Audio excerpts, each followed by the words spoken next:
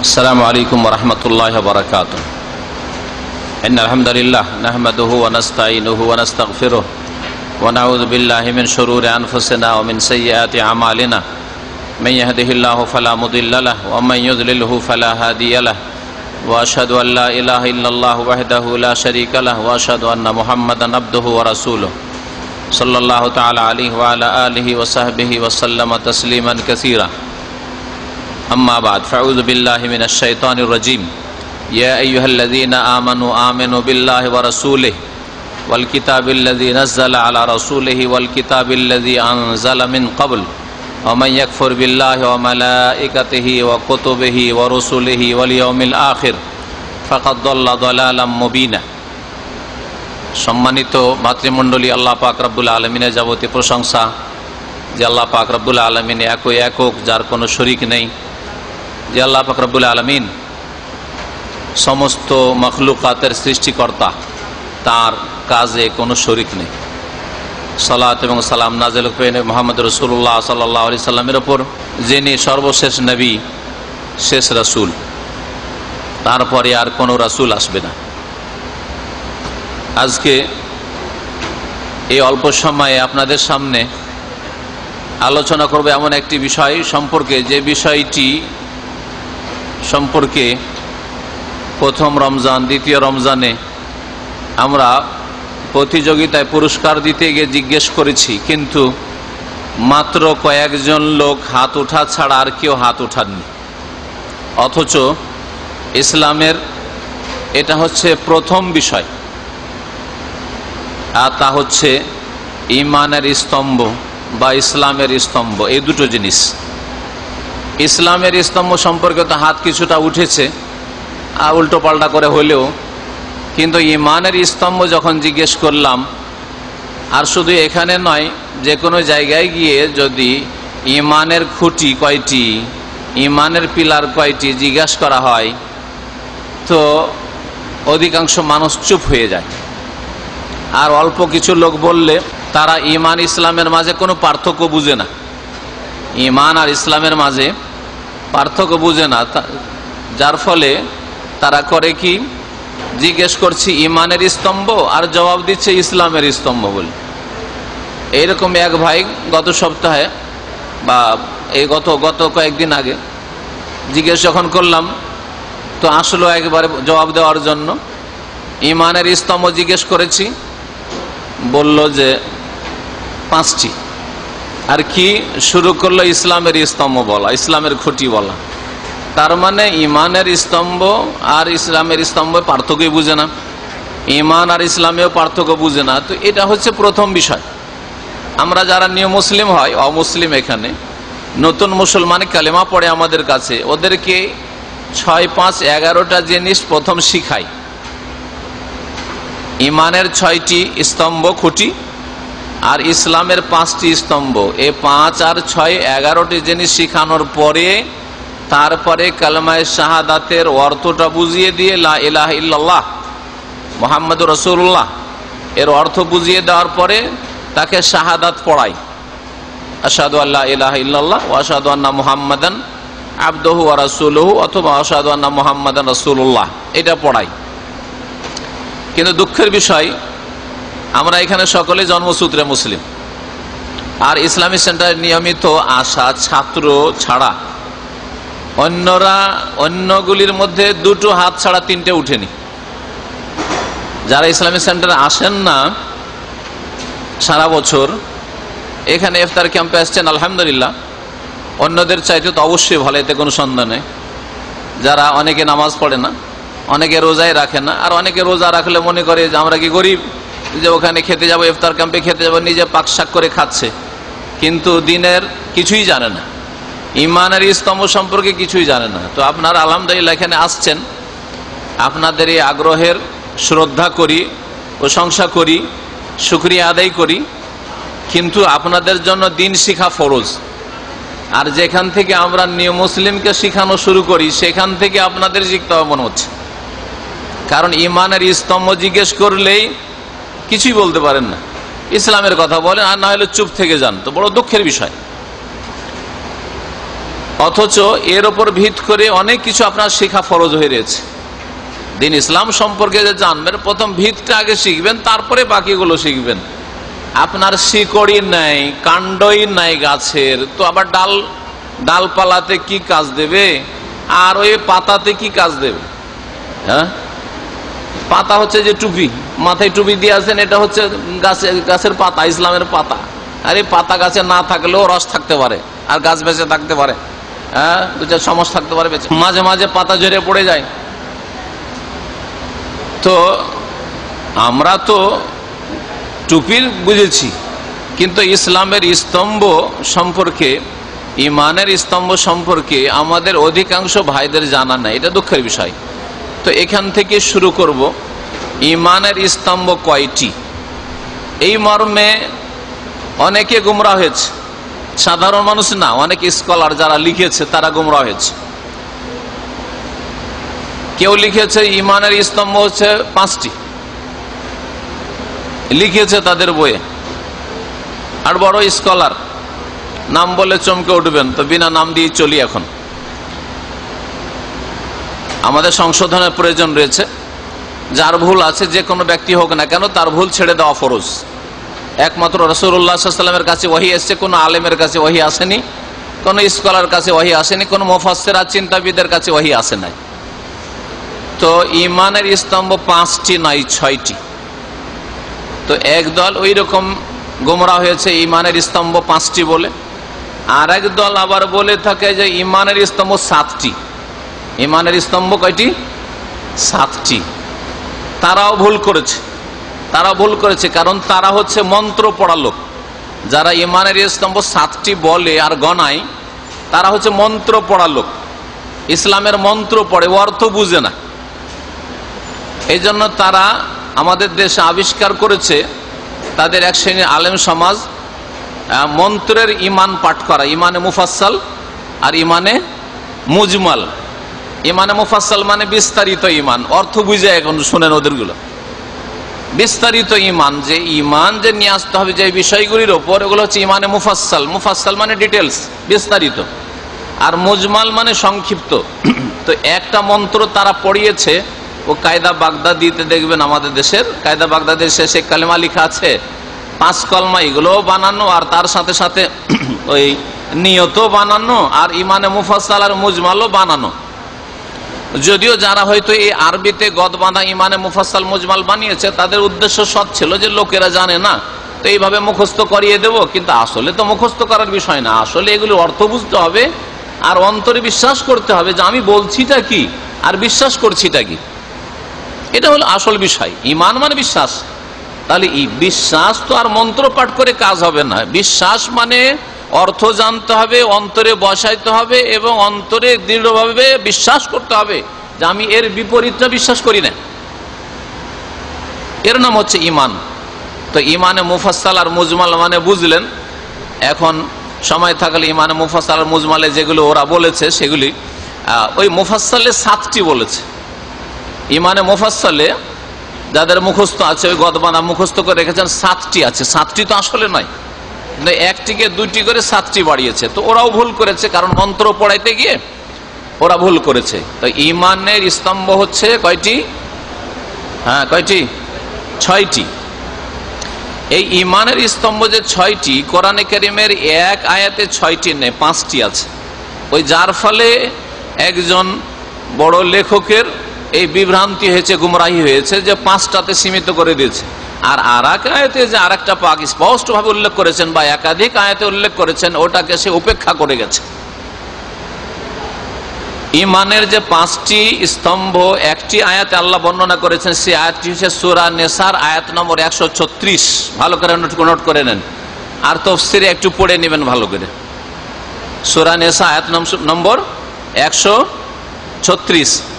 আল্লাহ পাক ইরশাদ করেছেন, ইয়া আইয়ুহাল্লাযীনা আমানু, হে ঈমানদার লোকেরা, আমিনু বিল্লাহি ওয়া রাসূলিহি, আল্লাহর প্রতি বিশ্বাস করো, আল্লাহর প্রতি ঈমান, ওয়া রাসূলিহি, রাসূলের প্রতি বিশ্বাস করো, ওয়াল কিতাবিল্লাযী নাযালা আলা রাসূলিহি, আর ওই কিতাবের প্রতি বিশ্বাস করো যেই কিতাবকে আল্লাহ পাক ধীরে ধীরে 23 বছরে নাযিল করেছেন আলা রাসূলিহি, তার শেষ রাসূল মুহাম্মদ সাল্লাল্লাহু আলাইহি সাল্লামের উপর, মানে কোরআনুল কারীমের প্রতি বিশ্বাস করো, ওয়াল কিতাবিল্লাযী আনজালা মিন ক্বাবলু, আর যেই কিতাবগুলিকে আল্লাহ পাক একবারেই নাযিল করে দিয়েছিলেন এর পূর্বে, মানে কোরআন নাযিল হওয়ার পূর্বে একবারে নাযিল করেছে। আনজালা মানে একবারে নাযিল করা, আর নাজ্জালা মানে ধীরে ধীরে নাযিল করা। ওই জন্য আমি অর্থ করতে গিয়ে ব্যাখ্যা তাফসীর করে দিলাম। নাজ্জালার জায়গায় বললাম যে ধীরে ধীরে আল্লাহ নাযিল করেছেন কোরআনকে। আর আনজালা আগের কিতাবগুলি সম্পর্কে আল্লাহ বলছেন আনজালা, আল্লাহ পাক একবারেই নাযিল করেছেন। তাওরাত একবারে তুর পাহাড়ে নিয়ে এসে মুসা আলাইহিস সালামকে আল্লাহ ধরাই দিলেন, একবারই ধরাই দিলেন।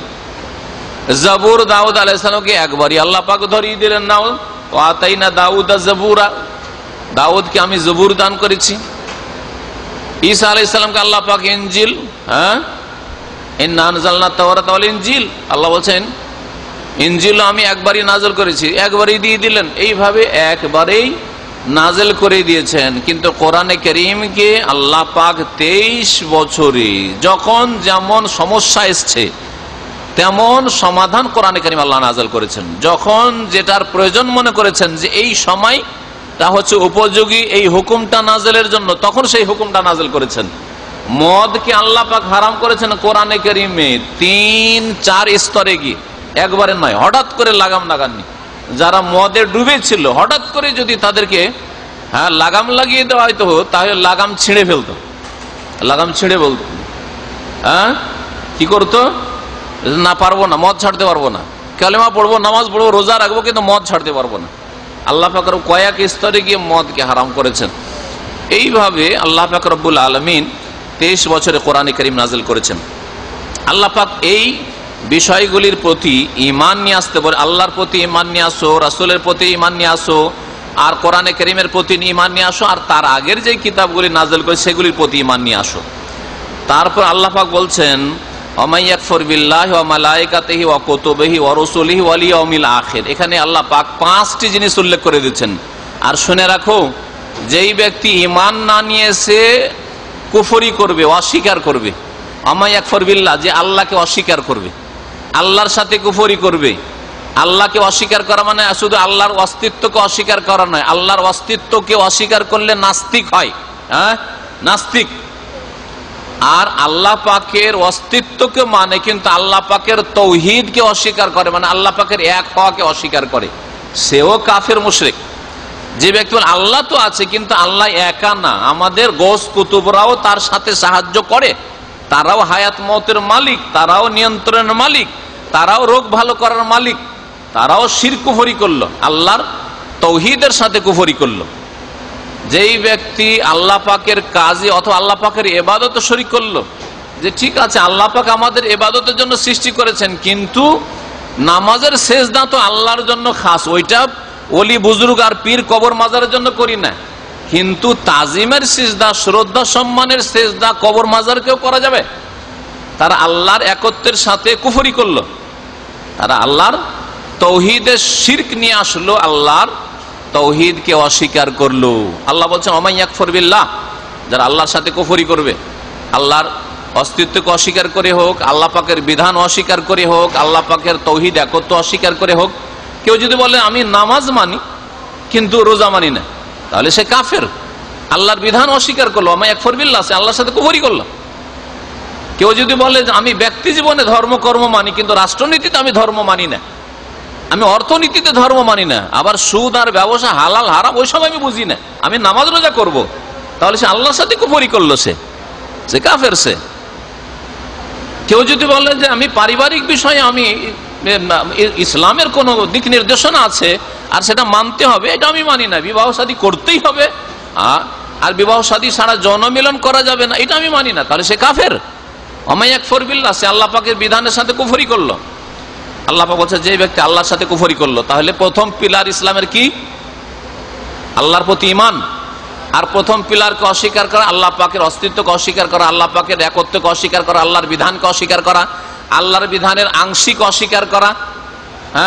নামাজ রোজা হজ যাকাত সবকিছু মানি কিন্তু আমি কুরবানি মানি না, আল্লাহর বিধান একটি বিধানকে অস্বীকার করলো, সে আল্লাহর সাথে কুফরি করলো। আর যেই ব্যক্তি কুফরি করবে তার ওমাই ইয়াকফুর বিল্লাহ ওয়া মালাইকাতিহি, ফেরেশতার সাথে। 2 নম্বরে ফেরেশতা, মালাইকার কথা আল্লাহ উল্লেখ করেছে। মালাইকা বহু বচন, এক বচন হচ্ছে মালাক। মালাক। কিন্তু আমরা আমাদের দেশের ভাষায় ইন্ডিয়া, বাংলাদেশ, পাকিস্তানে ফার্সি, উর্দু আর বাংলায় ফেরেশতা করে দিয়েছি, ফার্সিতে তর্জমা করে দিয়েছি। আসলে ফেরেশতা শব্দ আরবি নয়, মালায়েকা বহু বচন আর মালাক হচ্ছে এক বচন। তো আল্লাহর প্রতি ইমান, ইমান বিল্লাহ ও মালায়েকাতিহি, আর মালায়েকা ফেরেশতাদের প্রতি ইমান দ্বিতীয় পিলার। ও মালায়েকাতি ও কুতুবিহি, আল্লাহ পাকের যতগুলি গ্রন্থ তিনি আসমান থেকে নাযিল করে সেগুলির প্রতি ইমান নিয়ে আসে। মানুষের রচনা করেছেন সেগুলির প্রতি ইমান নয়, আল্লাহ যেগুলি আসমানি কিতাব নাযিল করে সেগুলির প্রতি ইমান নিয়ে আসা। কেন এই কথা বললাম? এই জন্য যে দুই রকম গ্রন্থ রয়েছে, ধর্মগ্রন্থ। কিছু ধর্মগ্রন্থ রয়েছে আসমানি কিতাব, আসমান থেকে আল্লাহ পাক নাযিল করেছেন, যেমন বললাম তাওরাত, ইনজিল, জাবুর, কোরআনুল করিম, সুহুফে ইব্রাহিম, ইব্রাহিম আলাইহিস সালামের সাহিফা। কিন্তু বেদ মানুষের রচনা, যদিও ধর্মগ্রন্থ হিন্দুদের। তারপরে আপনার বৌদ্ধদের ত্রিপিটক তাদের তৈরি, বাইবেল তাদের তৈরি রচনা। ইনজিল আল্লাহ নাযিল করেছেন, কিন্তু এই বাইবেল, এই যে প্রচলিত আজকাল বাইবেল আল্লাহ নাযিল করেননি, এগুলো হচ্ছে মানুষের রচিত। যারা আল্লাহর প্রতি, আল্লাহকে অস্বীকার করবে, তার মানে আল্লাহর প্রতি ইমান নিয়ে আসা হচ্ছে ইমানের প্রথম পিলার। আর তারপরে ফেরেশতাদের প্রতি ইমান নিয়ে আসা হচ্ছে দ্বিতীয় স্তম্ভ, পিলার। আর তৃতীয় স্তম্ভ হচ্ছে আল্লাহ পাকের কিতাবসমূহের প্রতি ইমান নিয়ে আসা। আর চতুর্থ স্তম্ভ হচ্ছে ওয়া রাসূলিহি, তার রাসূলগণের প্রতি ইমান নিয়ে আসা। ওয়াল ইয়াউমিল আখির, 5 নম্বরে আল্লাহ বলছেন যারা পরকালকে অস্বীকার করবে, এইগুলির কোন একটি যদি অস্বীকার করে, ফাকাদ দাল্লা দালালাম বাইদা, তাহলে সে গোমরাহ পথভ্রষ্ট হয়ে অনেক দূরে চলে গেল, অনেক দূরে চলে গেল, সে গোমরাহ হয়ে অনেক দূরে চলে গেল। আল্লাহকে অস্বীকার করুক, আল্লাহর তৌহিদ একত্ব অস্বীকার করুক, আল্লাহর বিধান অস্বীকার করুক, ফেরেশতা অস্বীকার করুক। তাহলে কেউ যদি বলে আমি সব মানি কিন্তু আমি ফেরেশতা দেখি না, আর এমনি এমনি বলবো ফেরেশতা, মালায়েকা, জিবরাইল, মিকাইল, ইসরাফিল, মালাকুল মউত এসব মানি না, তাহলে সে কাফের। সে কাফের। আল্লাহ পাক সূরা বাকারা একটি আয়াতে বলছেন, মান কানা আদুওয়াল লিল্লাহি ওয়া মালায়েকাতিহি ওয়া রাসূলিহি ওয়া মিকাইল ওয়া জিবরাইল ফা ইন্নাল্লাহা আদুউল লিল কাফিরিন। যারা জিবরাইল, মিকাইল এদের হচ্ছে ফেরেশতাদের দুশমন, জেনে রাখো ফা ইন্নাল্লাহা আদুউল লিল কাফিরিন, আল্লাহ পাক এই রকম কাফেরদের শত্রু। তাহলে আল্লাহ পাক যারা মিকাইল, জিবরাইলকে অস্বীকার করে তাদেরকে আল্লাহ কি বললেন? কাফের বললেন। আল্লাহ পাক রব্বুল আলামিন কাফের বললেন, ফা ইন্নাল্লাহা আদুউল লিল কাফিরিন। এই 5টি বিষয়কে আল্লাহ পাক এখানে উল্লেখ করেছেন। আর 6 নম্বরটা শুনেন, সূরা কামার, তকদির সম্পর্কে। বাকি আগে তকদির, তাহলে ভালো মন্দ তাকদির, এই তকদিরের কথা আল্লাহ পাক কোরআনে কারীমের একাধিক আয়াতে উল্লেখ করেছে। তার মধ্যে সূরা কামারের 49 নম্বর আয়াতে রয়েছে, আল্লাহ পাক ইরশাদ করেছেন, ইন্না কুল্লা শাইইন খালাকনাহু বিকাদার, নিশ্চয় আমি প্রত্যেক বস্তুকে সৃষ্টি করি, শুধু মানুষকে নয়।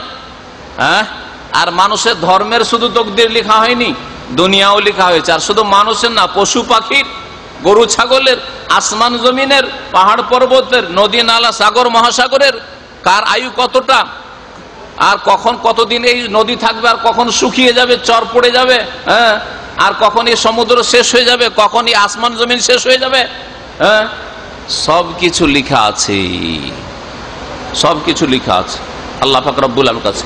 ইন্না কুল্লা শাইইন খালাকনাহু বিকাদার, নিশ্চয় আমি প্রত্যেক বস্তুকে সৃষ্টি করেছি সুনির্ধারিত ভাবে, তার তাকদীরের সাথে। কাদার আল্লাহ ব্যবহার করেছে, কাদার মানে তাকদীর। আর আল্লাহ পাক সূরা আহজাবের আরেকটি আয়াতে বলেছেন, ওয়া কানা আমরুল্লাহি কাদারাম মাকদুরা, আল্লাহ পাকের নির্দেশ হচ্ছে কাদারাম মাকদুরা, সুনির্ধারিত, সুপরিমিত, আল্লাহর পক্ষ থেকে সুনির্ধারিত। তাহলে এই আয়াত প্রমাণ করে যে তাকদীর লেখা রয়েছে, ভালো মন্দ সৃষ্টি হবে, হবে না, হবে তো কোথায়, মরবে তো কোথায়, রুজি পাবে তো কি রুজি পাবে, চাকরি পাবে না ব্যবসায়ী হবে, সুস্থ না অসুস্থ হবে, খোঁড়া হবে না চোখওয়ালা হবে না কি হবে, শুধু মানুষের ক্ষেত্রে না, সমস্ত সৃষ্টি সম্পর্কে আল্লাহ পাক রব্বুল আলামিন জানেন, সবকিছু জানেন, অতীত বর্তমান ভবিষ্যৎ সবকিছুই জানেন। আর আল্লাহ পাক রব্বুল আলামিন সবকিছু লিখে রেখেছেন। আর তার ইচ্ছা মোতাবেক যেই যুগে সেটা সৃষ্টি করবেন সেই যুগটা সম্পর্কে আল্লাহ পাক জানেন, এবং নিজের ইচ্ছাতে স্বাধীনভাবে আল্লাহ সৃষ্টি করেন। আল্লাহ পাক কোনো কাজে বাধ্য নন, তার ইচ্ছা মোতাবেক সৃষ্টি করেন। এবং আল্লাহ পাক রব্বুল আলামিন সুরক্ষিত রেখেছেন লৌহে মাহফুজে এসব লিখে। তো তো এই ছয়টি হচ্ছে ইমানের স্তম্ভ, ছয়টি হচ্ছে ইমানের স্তম্ভ। বিস্তারিত এই ছয়টি জিনিস সম্পর্কে একটু শোনা যাক। আল্লাহর প্রতি ইমান সম্পর্কে মোটামুটি ইঙ্গিত করেছি, তবে এর সাথে আরেকটু সংযোজন করি, সেটা হচ্ছে আল্লাহর প্রতি ইমান, আল্লাহর প্রতি বিশ্বাস চারটি জিনিস দ্বারা সম্পূর্ণ হবে। আল্লাহর অস্তিত্বকে বিশ্বাস করা, আল্লাহ পাকের জাত এবং সিফাত, আল্লাহ পাকের সত্তা এবং গুণাবলীকে বিশ্বাস করা, আসমা সিফাত, আল্লাহ পাকের নাম গুণাবলীর তৌহিদকে বিশ্বাস করা, আল্লাহ পাক রব্বুল আলমিনের কাজগুলিকে আল্লাহর জন্য সুনির্ধারিত করা, বিশ্বাস করা, তৌহিদের রুবুবিয়াত, আল্লাহ পাকের জন্য সমস্ত ইবাদত বন্দেগী যে খাস করতে হবে এ কথা বিশ্বাস করা। এই চারটি বিষয়ের মাধ্যমে এই চারটিকে আলাদা আলাদা বিষয় করে ঘন্টার পর ঘন্টা আলোচনা করা যেতে পারে, কিন্তু যেহেতু ইমানের মৌলিক বিষয় আজকে আলোচনা করছি, আপনার মধ্যে এই চারটি জিনিস থাকতে হবে, এই চারটি জিনিসের উপর বিশ্বাস থাকতে হবে, তাহলেই আল্লাহর প্রতি ইমান আপনার কমপ্লিট হবে। অমালায়েকা, ফেরেশতাদের ক্ষেত্রে আসি। ফেরেশতাদের প্রতি বিশ্বাস, ফেরেশতা মালায়েকা, আল্লাহ পাক রব্বুল আলামিন অসংখ্য ফেরেশতা সৃষ্টি করেছেন, কিন্তু অল্প কয়েকজন ফেরেশতার নাম কোরআনে কারিমে অথবা রাসূলুল্লাহ সাল্লাল্লাহু আলাইহি ওয়াসাল্লামের হাদিসে রয়েছে। তো যেই কয়জনের নাম উল্লেখ করা হয়েছে নাম ধরে বিশ্বাস করতে হবে, আর যাদের নাম উল্লেখ করা হয়নি তাদের নাম নিজের পক্ষ থেকে রচনা করা যাবে না, বানানো যাবে না। মনে রাখবেন এই ক্ষেত্রে যেমন জিবরাইল আলাইহিস সালাম, জিবরাইলের নাম কোরআনে কারিমে রয়েছে, রাসূলুল্লাহ সাল্লাল্লাহু আলাইহি ওয়াসাল্লামের হাদিসে রয়েছে, তাই না? মিকাইল বা মিকাল দুই রকমই রয়েছে কেরাত কোরআনে কারিমে। তো মিকাইল বলেন বা মিকাল বলেন, ফেরেশতার নাম রয়েছে, জিবরিল ও মিকাল। আর কোন ফেরেশতা? ইসরাফিলের নাম কোরআনে কারিমে আছে? কোরআনে কারিমে ইসরাফিলের নাম নেই। সিংহা নিয়ে যে বসে আছে, পৃথিবী ধ্বংস হবে, আল্লাহর হুকুম হবে, সিংহায় ফোক দেবেন, তার নাম রাসূলুল্লাহ সাল্লাল্লাহু আলাইহি ওয়াসাল্লামের সহিহ হাদিসে রয়েছে, একাধিক হাদিস রয়েছে এই মর্মে। তো ইসরাফিলের নামও রয়েছে হাদিসে, আমরা ওইভাবে বিশ্বাস করব যেমন কোরআনে কারিমে জিবরাইল আর মিকাইলের নাম রয়েছে বিশ্বাস করব। এখন বাকি থাকলো মালাকুল মউত। মালাকুল মউত মানে মওতের মৃত্যু দায়িত্বশীল ফেরেশতা, মৃত্যু দানের জন্য যেই ফেরেশতাকে দায়িত্ব দেওয়া হয়েছে যে মানুষের আত্মাগুলি গ্রহণ করবে, এই আত্মা গ্রহণের যে দায়িত্ব দেওয়া হয়েছে যে ফেরেশতাকে, তাকে বলা হয় মালাকুল মউত। আল্লাহ পাক সূরা সিজদার একটি আয়াত ইরশাদ করেছেন, কুল ইয়াতাওয়াফাকুম মালাকুল মউতিল্লাযী উক্কিলা বিকুম সুম্মা ইলা রাব্বিকুম তুরজাউন। হে নবী, তুমি মানুষকে বলে দাও, ইয়াতাওয়াফাকুম মালাকুল মউত, তোমাদের আত্মাগুলি গ্রহণ করে, তোমাদের প্রাণটা নিয়ে যায়। ইয়াতাওয়াফাকুম, তোমাদের রূহটা কবজ করে নেয়। মালাকুল মউত, মওতের দায়িত্বশীল ফেরেশতা। আল্লাযী উক্কিলা বিকুম, যাকে তোমাদের উপর নিযুক্ত করা হয়েছে, এই দায়িত্ব তাকে দেওয়া হয়েছে, নিজের পক্ষ থেকে নয়। আল্লাযী উক্কিলা বিকুম, তারপরে তোমাদের প্রাণ হরণ করলো, তোমাদের আত্মাগুলি নিয়ে নিল, তারপরে কি হবে? সুম্মা ইলা রাব্বিকুম তুরজাউন, তারপরে রবের কাছে তোমাদের ফিরে যেতে হবে। যেখান থেকে এসছো ওখানে যেতে হবে, আল্লাহর কাছ থেকে, আল্লাহর হুকুমে এসেছো, আল্লাহর কাছেই ফিরে চলে যেতে হবে। শুধু মানুষকে ফিরে যেতে হবে না, ওয়াইলাল্লাহি তুরজাউল উমুর, আল্লাহ পাক কোরআনে কারিমে বলেছেন সমস্ত কিছু আল্লাহর কাছে ফিরে যাবে। সবকিছু আল্লাহর নির্দেশে সৃষ্টি হয়েছে, আর সব কিছুর ফয়সালা আল্লাহ পাকের হাতে ফিরে যাবে, আর সবকিছুই আল্লাহর কাছে ফিরে যাবে। ওয়াইলাল্লাহি তুরজাউল উমুর, আল্লাহর কাছে ফিরে যেতে হবে, এর জন্য প্রস্তুতি নিতে হবে, আল্লাহর কাছে যেতে হবে। তাহলে কি জন্য আল্লাহ পাঠিয়েছিলেন? গরু ছাগলের মতো খাওয়া দাওয়া করার জন্য, পেটের ক্ষুধা দূর করার জন্য, আর যৌন ক্ষুধা দূর করার জন্য দুনিয়া পাঠিয়েছিলেন? না তোমাকে সৃষ্টি করার, হে আদম সন্তান, হে আব্দুল্লাহ, হে মোহাম্মদ, হে আহমদ, তোমাকে সৃষ্টি করার আল্লাহ পাক রব্বুল আলামিন কোন টার্গেট রেখেছেন, লক্ষ্য উদ্দেশ্য রেখেছেন? তোমাকে কি জানিয়ে দেওয়া হয়েছিল যে তোমাকে কেন দুনিয়ায় পয়দা করা হয়েছে? কেন পয়দা করা হয়েছে? আফাহাসিবতুম আন্নামা খালাকনাকুম আবাসা, তোমরা কি এই ধারণা করেছো তো তোমাদেরকে খেল তামাশার জন্য আল্লাহ সৃষ্টি করেছেন? ওয়া আন্নাকুম ইলাইনা লা তুরজাউন, আর আমার কাছে তোমাদের ফিরে আসতে হবে না?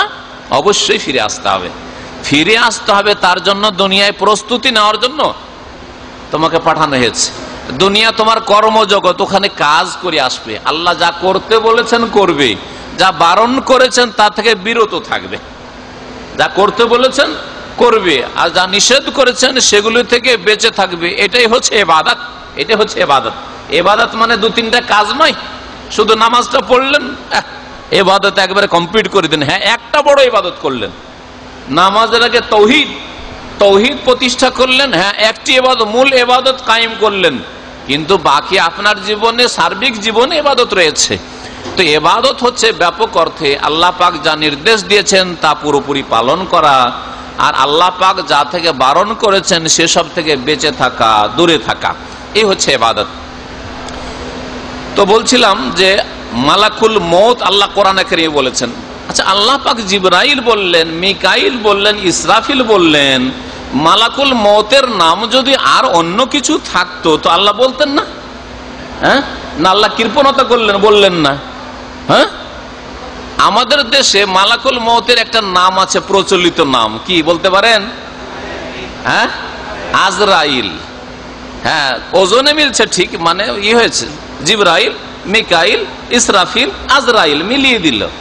ও কোরআনে থাকার না থাকা, রসুলের হাদিসে থাকার না থাকা, মিলছে তো, ওজনে মিলছে, তাই না? কবিতার মতো ছন্দে মিলছে, সুতরাং ঠিক আছে, তাই না? আরে ভাই, দলিল পেশ করেন যে আজরাইল নামটা আল্লাহ দিয়েছেন, তার রসুল দিয়েছেন, কোন একটা হাদিস আছে, একটা জয়ীফ হাদিস, জয়ীফ দুর্বল হাদিস আছে? কখনো তো চিন্তা করলেন না। দিন শিখার যে প্রয়োজন রয়েছে, অনেকে ভাবছেন আরে শেখ ইমানের পিলার আলোচনা, ইমানের পিলার আর কি, ছয়টা তো জানি, কিন্তু আপনার ইমানের ধরনটা কি হইতে হবে? আপনি সারা জীবনটা আজরাইল আজরাইল, আরে আজরাইল জান কবুজ করতে আসে, আজরাইল বলে আসলেন, কাল কিয়ামতে আল্লাহ জিজ্ঞেস করবেন যে আমি একে আজরাইল বলেছিলাম, তোমাকে এই নাম রাখার অধিকারটা দিল ওকে, এই নামটা বললে কেন তুমি? কি জবাব দেবেন বলেন দেখি? আমি জিবরাইল শিখিয়েছি, মিকাইল শিখেছি, মালাকুল মউত শিখিয়েছি, আমি তো আজরাইল নাম দিনি, তোমার নাম রাখার কি আছে? আরে আপনার নাম, আপনার যে নামটা আছে হাবিবুর রহমান, আপনাকে যদি মহিবুর রহমান বলে ভালো লাগবে? হ্যাঁ, আপনাকে যদি আপনার নাম ছাড়া অন্য নামে ডাকে তা আপনি বলো আমাকে ঠাট্টা মজাক করছে, তাই না? খারাপ লাগবে আপনাকে, যতই ভালো নাম দিয়ে ডাকুক, যতই ভালো নাম দিয়ে, কখনো ভালো লাগবে না। কিন্তু আপনার মা বাবা যে নামটা আপনার রেখেছে সেটা আপনার কাছে প্রিয়, সেটা আপনার কাছে প্রিয়, যদি সেটা বৈধ নাম হয় তাহলে। তো কথা হচ্ছে আল্লাহ পাক রব্বুল আলামিন ফেরেশতাদের সৃষ্টি করেছেন, তার অধিকার নাম রাখার আমার আপনার অধিকার নেই। সুতরাং এই আজরাইল নামটা থেকে আল্লাহর হস্তে তওবা করে নেন, আজকে আজরাইল নাম বলবেন না। আজরাইল নাম কোথাও নেই। আমরা একবার অনেক তদন্ত করলাম, একটা ডিকশনারি আছে, কোরআনেও নেই, হাদিসেও নেই, জয়ীফও নেই, সহিহও নেই, কোনো হাদিসে নেই। একটা ডিকশনারি আছে এক খ্রিস্টানের লেখা, অ্যারাবিক, অনেক খ্রিস্টানরা অ্যারাবিক বলে, সিরিয়াতে, তারপরে লেবাননে, মেসরে বহু খ্রিস্টান আছে, বহু খ্রিস্টান আছে যারা আরব, মাতৃভাষা আরবি, কিন্তু আল্লাহ পাক তাদেরকে গোমরা করেছে। কোরআনের ভাষা জানা সত্ত্বেও, মাতৃভাষা সত্ত্বেও তারা হেদায়েত পায়নি, বরং তারা কট্টর ইসলামের শত্রু। তো এদের একজন একটা ডিকশনারি লিখেছে অ্যারাবিক, সেই ডিকশনারির নাম হচ্ছে আল মুনজিদ। এই আল মুনজিদে এই নামটা এসেছে, তাতেও সে কিন্তু আজরাইল লিখেনি, আইনে কাসরা দিয়ে ইসরাইল লিখেছে, ইসরাইল। আর বর্তমান যে দেশ, যেটা ইসরাইলকে ইসরাইল বলছে, এটা আলিফ হামজাদি, দুটোতে পার্থক্য আছে। হ্যাঁ, হামজাদি আর সিন দিয়ে, এটা হচ্ছে ইসরাইল। ইসরাইল থেকে ইসরাইল বলছে এই ইহুদিদের দেশকে, ইহুদিরা যে দখল করে আছে ফিলিস্তিনকে। আর যেটা ওই আলমনজেদের লেখক খ্রিস্টান, ওই মালাকুল মউতের নাম লিখেছে সেটা আইন জা দিয়ে, আইন জা ইসরাইল। তাহলে যারা আজরাইল বলছেন তারা তো ওই খ্রিস্টান অনুকরণ করছেন। হ্যাঁ, খ্রিস্টান লেখকের অনুকরণ করছেন না। আল্লাহ বললেন না, তার রসুল বললেন না, চার খলিফা বললেন না, চার ইমাম আবু হানিফা, শাফি, মালিক, আহমদ বললেন। কোন ফিকার কিতাবে দেখান তো যে আজরাইল নামটা আছে, হেদায়েত আছে, বেকায়াতে আছে, আবু হানিফার ফিকহে আকবরে আছে, কোথাও নেই। তাহলে এই ইমানের বিষয়গুলিকে ঠিক করতে হবে। তকদিরকে অনেকে ছেড়ে দিয়েছে, যে বলছিলাম যে তকদিরকে ছেড়ে দিয়েছে কারণ পাঁচটি একটা আয়াত আছে আর ওইটা আর এক আয়াত আছে, সেটা ছেড়ে দিয়েছে, এটাও ঠিক নয়। বরং নবী করিম সাল্লাল্লাহু আলাইহি সাল্লাম কোরআনে কারীমের সবচেয়ে উত্তম ব্যাখ্যা করেছেন। জিবরাইল আলাইহিস সালাম একদিন একজন আগন্তুক অপরিচিত ব্যক্তি মেহমান হয়ে সাদা একেবারে কাপড় পরে আসলেন, আসার পরে মসজিদ নববীতে রাসূলুল্লাহ সাল্লাল্লাহু আলাইহি ওয়াসাল্লামের সামনে বসে গেলেন। আর বসার পরে কয়েকটি প্রশ্ন করা শুরু করলেন, কয়েকটি প্রশ্ন করেছিলেন। আসার পরে সামনে বসলেন রাসূলুল্লাহ সাল্লাল্লাহু আলাইহি ওয়াসাল্লামের, আর জিজ্ঞেস করতে লাগলেন যাতে করে সাহাবীরা জানতে পারেন, রাসূলুল্লাহ সাথী সঙ্গীরা মাসলা মাসাইল আকীদার বিষয় বিভিন্ন বিষয়গুলি জানতে পারেন। জিবরাইল মানুষের রূপ ধরে এসেছেন। সাহাবীরা ওমর রাদিয়াল্লাহু আনহু বলছেন আমরা কেউ চিনিও না, আবার দূর থেকে আসলে তো ময়লা কাপড় থাকবে, কাপড়ও ময়লা না, একবারে সাদা কাপড়। আশ্চর্য হলেন যে এই লোক কে? এসে জিজ্ঞেস করলো ইসলাম সম্পর্কে, ঈমান সম্পর্কে, ইহসান সম্পর্কে, তারপরে কিয়ামত সম্পর্কে। কিয়ামত সম্পর্কে যখন রাসূলুল্লাহ বললেন না যে আমি তো জানি না, তোমার চাইতে বেশি আমি জানি না, তখন বলে কিয়ামতের লক্ষণ। এই 5টি প্রশ্ন, এই 5টি প্রশ্ন ওই হাদিসে রয়েছে। এতে রয়েছে ঈমানের পিলার আর ইসলামের পিলার। ইসলাম সম্পর্কে যখন জিজ্ঞেস করলেন জিবরাইল আলাইহিস সালাম রাসূলুল্লাহ সাল্লাল্লাহু আলাইহি ওয়াসাল্লাম, আখবিরনি আনিল ইসলাম, ইসলাম কি একটু বলুন তো। তখন নবী সাল্লাল্লাহু আলাইহি ওয়াসাল্লাম বলেন আল ইসলাম আন তাশহাদা আল্লা ইলাহা ইল্লাল্লাহ ওয়া আন্না মুহাম্মাদান রাসূলুল্লাহ ওয়া তুকিমুস সালাতা ওয়া তুতিজ যাকাতা ওয়া তাসুমু রমাদানা ওয়া তাহুজ্জুল বাইতা ইন ইসতাতা'তা ইলাইহি সাবিলা। ইসলাম হচ্ছে এই 5টি পিলারের নাম। আন্তা সাদা সাক্ষ্য প্রদান করবে, তাহলে কখনো শুধু কালেমা কালেমা করবেন না, কি বলবেন? কালেমার সাক্ষী দেওয়া। আন্তা সাদা সাক্ষ্য প্রদান করবে যে লা ইলাহা ইল্লাল্লাহ, আল্লাহ ছাড়া কেউ সত্য মাবুদ নেই, ওয়া আন্না মুহাম্মাদার রাসূলুল্লাহ, আর মুহাম্মদ সাল্লাল্লাহু আল্লাহ পাকের রাসূল, ওয়া তুকিমুস সালাত, আর কি করবে? নামাজ 5 ওয়াক্ত কায়েম করে। 5 ওয়াক্ত 4 নয়, আল্লাহ 5 ফরজ করে। যে 5 আদায় করে 50-এর নেকি পায়, আর যে 4 করে খেয়াল খুশি পড়ে সে কিছুই পায় না, সে কিছুই পায় না। বরং যখনই 1 ওয়াক্ত নামাজ ছেড়ে দেয় তখন কুফরি পায়, আবার ইসলামের মধ্যে আসে, আবার কুফরিতে ধাক্কা খেয়ে যায়। এই করতে করতে কখন যে মওত আসে। এসা পরে যদি মওত আসে আর বদনিয়ত নিয়ে শুয়েছে যে ফজরে উঠবো না, তাহলে কুফরের অবস্থায় মারা যাবে। আল্লাহ পাক রব্বুল আলামিন যেন হেদায়েত দান করে আধা নামাজি মুসলমানদেরকে। বলছিলাম যে 5 ওয়াক্ত নামাজ কায়েম করা, এটা হচ্ছে দ্বিতীয় ইসলামের স্তম্ভ। আর তারপরে হচ্ছে অতুতিস যাকাত, যাকাত দেওয়া 3 নম্বরে। ওয়াতাসুমু রমাদান 4 নম্বর হচ্ছে রমজান মাসের রোজা রাখা 29 বা 30, যেমন চাঁদের মাস হবে রমজান। আর ওয়াতাহুজ্জুল বাইত, বাইতুল্লাহর হজ করবে যদি তোমার কাছে রাস্তা খরচ থাকে। আজকে থেকে 10 বছর 5 বছর আগে রাস্তা খরচের ব্যবস্থা হয়ে গেছে। তখন হজ সস্তা ছিল, 500 রিয়াল, 1000 রিয়াল, 1200 রিয়ালে হজ হইতো। অনেকে হজ করেননি। 10 বছর 12 বছর পরে ভাবছেন যে দেশে তো চলেই যাব, তো হজটা করি, এখন লাগে 7000 8000 রিয়াল। এটা কি বালা মুসিবত নয়? আপনার পাপের কারণে, অবহেলার কারণে, গাফিলতির কারণে, যে কোথায় 1000 রিয়ালে হজ হচ্ছিল আজকে লাগে 6000 7000 রিয়াল। কোত্থেকে হজ করবেন? জবাবদেহি করতে হবে, গুনাহগার হয়ে যেতে হবে যদি হজ না করে যান। আল্লাহ পাক যেন হজ আদায় করার তৌফিক দান করে। যারা এখানে প্রবাসী, প্রায় লোকদের উপর হজ ফরজ হয়েছে। যারা এখানে কাজ করতে সৌদি আরবে ঢুকেছেন তাদের অধিকাংশ লোকের উপর হজ ফরজ হয়ে গেছে। মক্কা পৌঁছার, মক্কা থেকে ফিরে আসা, আর 1 সপ্তাহ থাকার সমান টাকা আছে।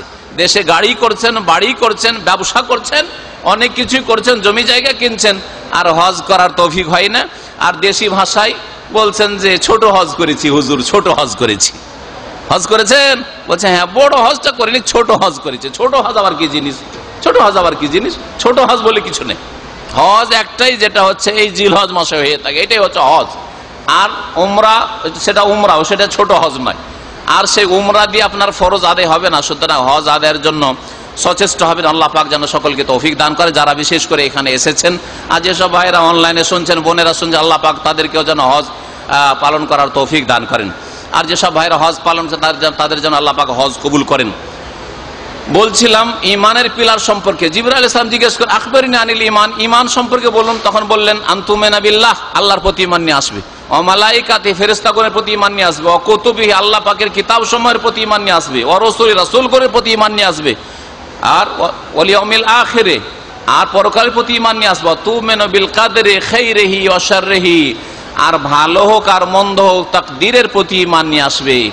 একই মানুষের কখনো ভাগ্য ভালো হয় আর কখনো খারাপ হয়, কখনো বালা মুসিবত আসে আর কখনো সুদিন আসে, সুখ আসে, সবটাই হতে পারে। আবার কারো সারা জীবনটাই কষ্ট থাকতে পারে, আর দুর্ঘটনা থাকতে পারে, বিপদ আপদ থাকতে পারে, ভবিষ্যৎ অন্ধকার থাকতে পারে। সব কিছুই আল্লাহ পাক রব্বুল আলামিন জানেন, আল্লাহ পাক লিখে রেখেছেন। আর তার সাথে সাথে আপনাকে কর্মের স্বাধীনতা আল্লাহ দিয়েছেন। কখনো এই কথা ভাববেন না যে আল্লাহ তকদির লিখে দিয়েছেন মানে পাথরের মতোই আমরা। পাথরের মতো কি?